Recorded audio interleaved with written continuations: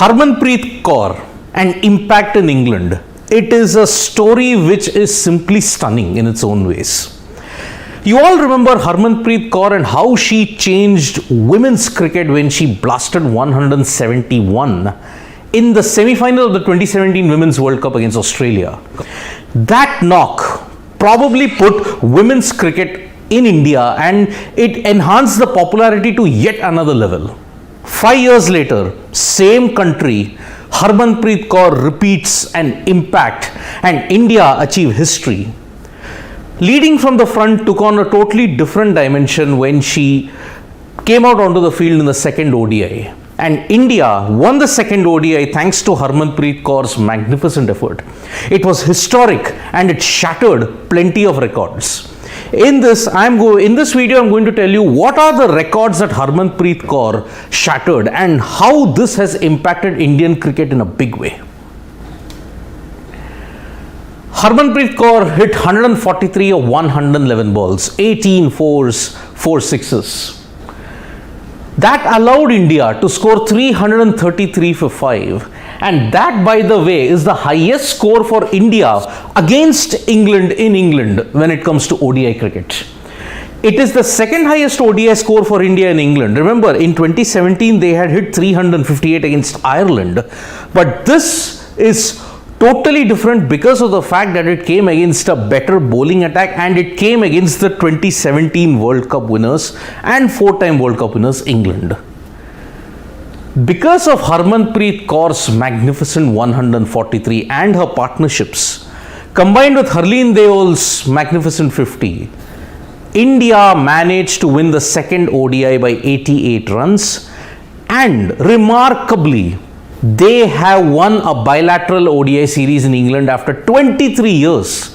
1999 was the last time India had won. They had won that ODI series 2-1. But since then, India have failed to win a bilateral series in England. And by the way, this is just the tip of the iceberg when it comes to the records that Harmanpreet Kaur and India have shattered in the second ODI. Harmanpreet Kaur's 143 is the highest individual score by a women batter in ODIs in England. Remember, this is the highest individual score by a batter in ODIs in England. It is the third highest individual score overall versus England. Guess who's got the top two? Of course, it's from Australia. It was the highest individual score was recently done in the 2022 World Cup by Alyssa Healy. Her knock in that final ensured that Australia would win the World Cup for a record 7th time. So Harmanpreet is third on the list when it comes to highest individual scores against England. The 143 though surpassed one more important factor. It was the highest score by an Indian women's captain, surpassing the previous best of Mithali Raj, who hit 125. So, in the course of this one knock, Harmanpreet Kaur has ensured that India have created history in a big way. And she's now in that elite list of batters. This was her 5th ODI century. She's level with Smriti Mandhana, but 2 behind Mithali Raj. Mithali Raj is 7. And by the way, in the course of this match, even Smriti Mandhana created a record by becoming the fastest to 3,000 ODI runs. So, that is a stellar effort by the Indian women's cricket team. Now you have to understand how did Harmanpreet Kaur deconstruct her entire innings. Before she had reached her century, she was scoring somewhere in the range of 85 to 90 her strike rate. But the last 3 overs witnessed carnage. 62 runs were scored in the course of these 3 overs, including 1 over that went for 26, 19 runs and 17 runs. And that is why you see 62 runs were scored in 3 overs. Look at the way how she built her partnerships with the lower middle order, with the middle order in particular.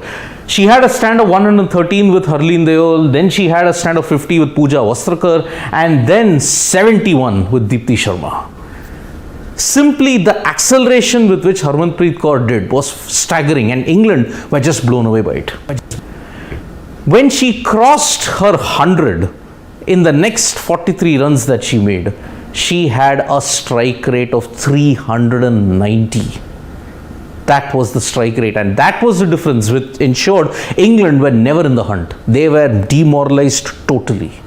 So Harmanpreet Kaur's strike rate of 390 after she crossed a ton just took the game away.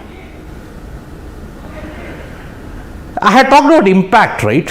It came at the right time. 171 against Australia. That is a feat which might never ever be challenged. That 171 ensured that India women's cricket surged on the popularity chart. And that is why you see even today, there is a fair bit of interest. And the BCCI has also acknowledged that. Because of Harmanpreet Kaur, in the last 15 years, England had dominated bilateral series at home. But there was only one side that had continuously denied England, and that was Australia in the women's Ashes. Now, India joined Australia as the second team to have beaten England at home in ODIs in the last 15 years. And Harmanpreet's impact can be gauged from the fact that in 2022, India have had two 300 plus totals. What is the common thread in that? Harmanpreet Kaur hit a century in both of that. So if Harmanpreet scores big, then India score big, and that helps India play a brand of cricket which is interesting and which keeps audiences on their toes. So India are playing a new brand of cricket at this point in time. Aggressive, confident. Yes, sometimes on the bigger stages they might slip up, as you saw in the Commonwealth Games, but because Australia have maintained that level of dominance for so many years.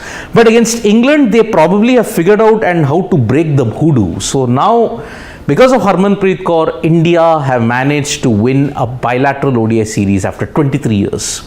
So congratulations to the women's cricket team, and it all sets the stage well for the third and final ODI at Lord's, because that is the time when one of India's premier pace bowlers, Jhulan Goswami, retires from international cricket. And it would be a fitting farewell if India make it 3-0. Thank you so much, folks, for listening to this live. We'll be back with more updates from Sports Today. Press the like, comment and share button. We are also there on Facebook, Twitter and Instagram, folks. Thank you.